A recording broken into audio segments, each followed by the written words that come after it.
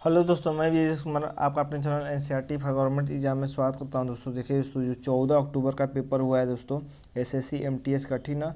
First shift का दोस्तों देख रहे हैं क्वेश्चन, एमटीएस का फर्स्ट शिफ्ट का पेपर देखेंगे। अब आज के बाद दोस्तों ये 14 अक्टूबर दोस्तों, ये 4 दिन के बाद पेपर हुआ है। तो देखते हैं कि क्या क्या क्वेश्चन पूछे गए थे दोस्तों फर्स्ट शिफ्ट में 14 अक्टूबर को, ठीक ना। वीडियो पर अगर दोस्तों नए आए तो चैनल को सब्सक्राइब कर लीजिए और एकदम लाइक कर दीजिए दोस्तों। मैं आपके लिए इतना जल्दी से वीडियो ला रहा हूँ तो इसके लिए एक लाइक तो बनता ही है, ठीक ना। तो पहला क्वेश्चन देखते हैं दोस्तों। पूछा गया था कि अनीता शर्मा को किस नृत्य के लिए संगीत अकादमी पुरस्कार मिला है दोस्तों। देखिए दोस्तों, अनीता शर्मा को मिला मिला था दोस्तों ये पुरस्कार सत्रिया के लिए, ठीक ना। इससे रिलेटेड क्वेश्चन जो बताऊंगा दोस्तों, एकदम एग्जाम में आने वाले शिफ्ट में एकदम 100% फंसेगा। तो सत्रिया के लिए दोस्तों मिला था अनीता शर्मा को संगीत नाटक अकादमी पुरस्कार। आइए दोस्तों, सत्रिया कहाँ का नृत्य है दोस्तों। सत्रिया ये असम का नृत्य है, याद रखिएगा कहाँ का है, असम का है। और एक नाम याद रखिएगा दोस्तों, सत्रिया से नाम जाने माने नाम है शंकर देव नानक जनक।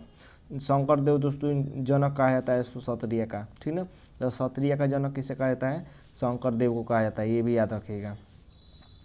और देखिए दूसरा क्वेश्चन पूछा था दोस्तों कि हरिशेर आचार्य के ऊपर कौन सी पुस्तक लिखी गई है। हरिशेर आचार्य पूछ रहा है, ठीक ना। हर्षचरित नहीं पूछ रहा है, हरिशेर आचार्य पूछ रहा है। तो पूछा था कि हरिशेर आचार्य के ऊपर कौन सी पुस्तक लिखी गई है। तो ये लिखी गई है सो बृहद कथा कोश लिखी गई है, ठीक ना। और पुस्तक बता रहा हूँ दोस्तों, इसको याद रखिएगा आने वाली शिफ्ट के लिए। अष्टाध्यायी पुस्तक किसने लिखी है दोस्तों, तो पाणिनि ने लिखा है। हर्षचरित पुस्तक किसने लिखा है दोस्तों, तो वाणभट्ट ने लिखा है हर्षचरित पुस्तक, ठीक ना। कादम्बरी भी याद रखिएगा, एक कादम्बरी।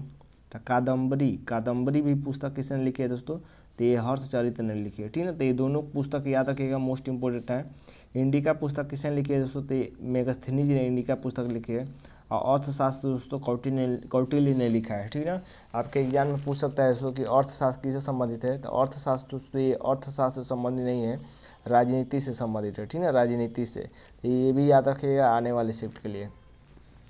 और देख लेते हैं दोस्तों, अगला क्वेश्चन पूछा था कि महानंदा नदी कहाँ से निकलती है, ठीक ना। यानी उद्गम स्थल पूछ लिया था दोस्तों महानंदा नदी का। तो देखिए दोस्तों, हिमालय अगर दिया होगा ऑप्शन में तो हिमालय आंसर हो जाएगा। लेकिन अगर हिमालय नहीं दिया होगा दोस्तों, तो पश्चिम बंगाल के दार्जिलिंग से निकलती है दोस्तों महानंदा नदी, ठीक ना। पश्चिम बंगाल के दार्जिलिंग से निकलती है, तो ये ऑप्शन में दिया होगा तो ये हो जाएगा। कुछ नदियों को उद्गम स्थल बता दे रहा हूँ दोस्तों, याद रखिएगा। देखिए अगर पूछे दोस्तों कि नर्मदा नदी का उद्गम स्थल कहाँ है, यानी कहाँ से निकलती है, तो ये अमरकंटक की पहाड़ी से निकलती है दोस्तों नर्मदा नदी। कृष्णा नदी दोस्तों ये महाबलेश्वर से निकलती है दोस्तों, कृष्णा नदी का उद्गम स्थल महाबलेश्वर है। गोदावरी का याद रख लीजिएगा, गोदावरी का दोस्तों उद्गम स्थल है त्र्यंबकेश्वर, ठीक ना, त्र्यंबकेश्वर की पहाड़ी। तो ये जितना भी क्वेश्चन बता रहा हूँ दोस्तों रिलेटेड, इसको देख कर जाइएगा। अगर आपके आगे शिफ्ट में एग्ज़ाम है तब, ठीक ना, या आने वाले डेट में अगर आपका एग्जाम है तो ज़रूर इसको दिक्कत है। देखिए दोस्तों, एक पूछा था कि भारत का पारंपरिक खेल कौन सा है। तो देखिए दोस्तों, ऑप्शन तो नहीं मिल पाया, लेकिन देखिए दोस्तों, कबड्डी भी भारत का एक पारंपरिक खेल है, खो खो भी एक भारत का पारंपरिक खेल है, और शतरंज भी खेला जाता है दोस्तों, तो ये भी एक पारंपरिक खेल है, ठीक ना। तो ये पारंपरिक खेल मैंने 2-3 बता दिया। अब ऑप्शन नहीं मिल पाया, जो इसमें से होगा वही हो जाएगा। देखिए दोस्तों, 2021 में एक बार एग्जाम 2021 के एमटीएस में एक बार पूछा था क्वेश्चन, चित्र दे दिया था दोस्तों, चित्र दे दिया था। अब पूछा था दोस्तों कि ये किस खेल, ये कौन सा पारंपरिक खेल है, ठीक ना। तो वैसे ही रिलेटेड आ गया था, प्रीवियस ईयर जरूरी है आपको देखना, ठीक ना। तो चित्र देकर पूछा था और उसका उसका आंसर था शायद थाईपुसम की क्या था, ठीक ना, ऐसे ही कुछ था। तो देखिए दोस्तों, ये मेरे कहने का मतलब है कि पारंपरिक खेल जरूर देखकर जाइए। कि जैसे खो खो में कितने खिलाड़ी होते हैं, या खो खो का कैसा होता है, शतरंज में कितने खिलाड़ी होते हैं, और शतरंज की गोटियों के बारे में ये भी जानिएगा। शतरंज से तो पिछले भी सीट में भी पूछा है, शतरंज भी पहले भी पूछ लिया है हाल ही में, ठीक ना। वो पूछा था कि कौन सा ऐसा मोहरा होता है जो अपना प्राण त्याग देता है, ठीक ना। तो ऐसे पूछ लिया है क्वेश्चन, खेल से संबंधित पूछ रहा है क्वेश्चन। देखिए दोस्तों, ये पूछा था कि मुप्पला विद्रोह किस राज्य में हुआ था। तो मुप्पला विद्रोह दोस्तों देखिए याद रखिएगा केरल में हुआ था। और डेट पूछे दोस्तों 1921 में हुआ था मुप्पला विद्रोह केरल में, ठीक ना। अगला देख लेते हैं। देखिए ये पूछा था क्वेश्चन कि किस न्यूनतम उम्र में व्यक्ति को साक्षर माना जाता है। तो किस न्यूनतम उम्र में दोस्तों व्यक्ति को साक्षर माना जाता है। देखिए दोस्तों भारत की साक्षरता की बात करें दोस्तों तो 74.04% है, ठीक है। तो अगर देखिए दोस्तों ये साक्षरता निकाला गया है, तो साक्षरता कितने उम्र में निकाला गया है दोस्तों होगा दोस्तों। तो देखिए न्यूनतम उम्र होनी चाहिए दोस्तों 7 वर्ष। 7 वर्ष से व्यक्ति जो पढ़ा लिखा होगा उसी को साक्षर मान लीजिएगा, ठीक ना, 7 वर्ष से। तो न्यूनतम उम्र कितनी होती है साक्षरता की, तो ये 7 वर्ष होती है, ये हो जाएगा। लेकिन अगर पूछे कि सबसे अधिक साक्षर राज्य कौन है दोस्तों, तो केरल है सबसे अधिक साक्षर राज्य। और कम साक्षरता पूछे तो बिहार हो जाएगा, ठीक है।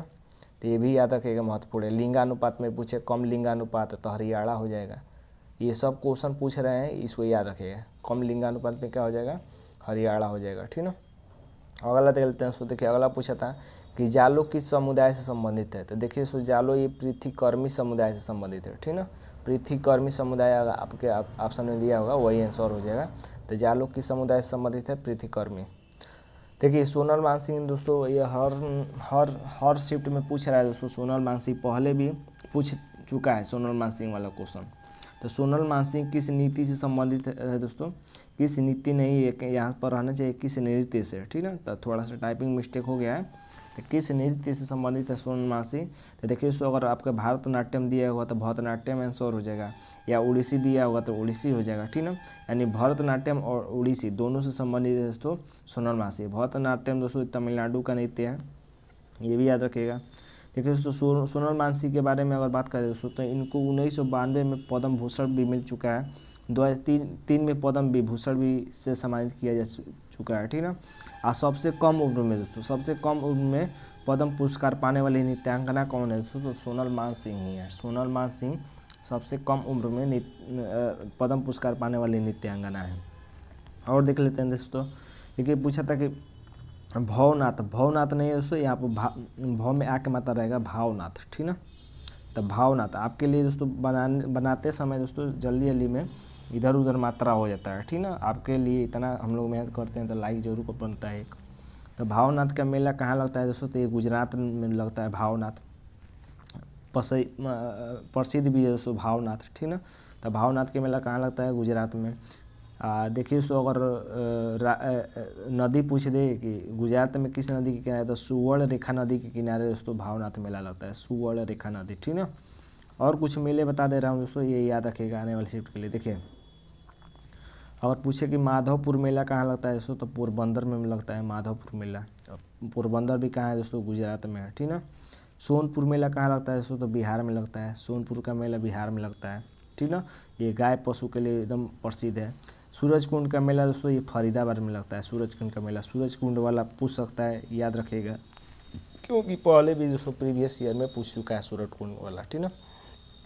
तो उम्मीद करते हैं दोस्तों कि वीडियो आपको अच्छा लगा होगा, ठीक ना। अच्छा लगा होगा तो चैनल को सब्सक्राइब कर दीजिएगा और वीडियो को लाइक ज़रूर करिएगा। तो आज के लिए बस इतना है दोस्तों, धन्यवाद दोस्तों।